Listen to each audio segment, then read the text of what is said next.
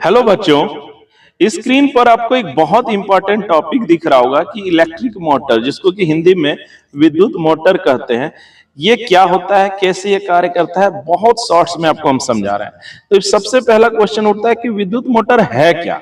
तो विद्युत मोटर एक ऐसा मशीन होता है ना, जो विद्युत ऊर्जा को बदल देता है यांत्रिक ऊर्जा में, यानी इलेक्ट्रिकल एनर्जी को मैकेनिकल एनर्जी में बदल देता है। आपने देखा होगा कि आपके घर में जो मोटर लगा रहता है, जैसे ही आप लाइट डालते हैं, है ना, जैसे ही आप स्विच डालते हैं, तो देखे होंगे कि विद्युत का जरूरत पड़ता है। यही विद्युत में क्या होता है, विद्युत एक ऊर्जा का पार्ट है, तो विद्युत ऊर्जा बदल देता है यांत्रिक ऊर्जा में।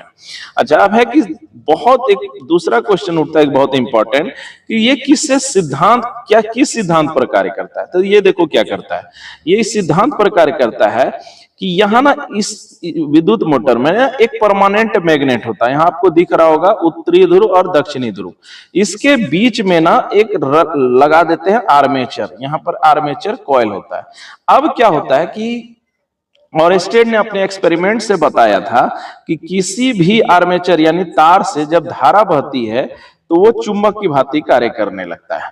अब देखो, पहले से एक चुंबक रख दिया जाता है और एक चुंबक धारा की मदद से बना लिया जाता है।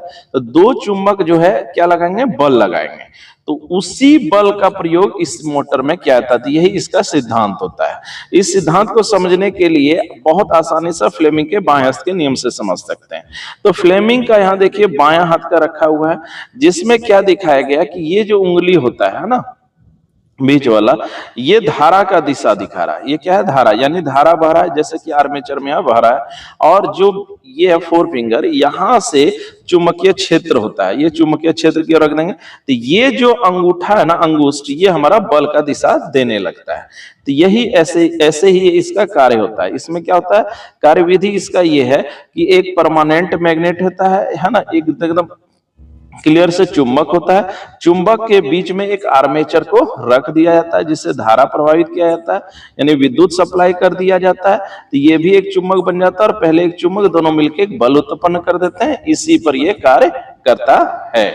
अच्छा, अब है कि ये कहां पर प्रयोग होता है। तो इसका प्रयोग बहुत जगह होता है। सबसे पहले आप जान लीजिए कि पंखा में होता है, कूलर में होता है, पंप में होता है, मशीन में होता है, बहुत जगह पर मोटर का यूज होता है। तो उम्मीद करते हैं आपको ये टॉपिक संक्षेप में समझ आया होगा, है ना।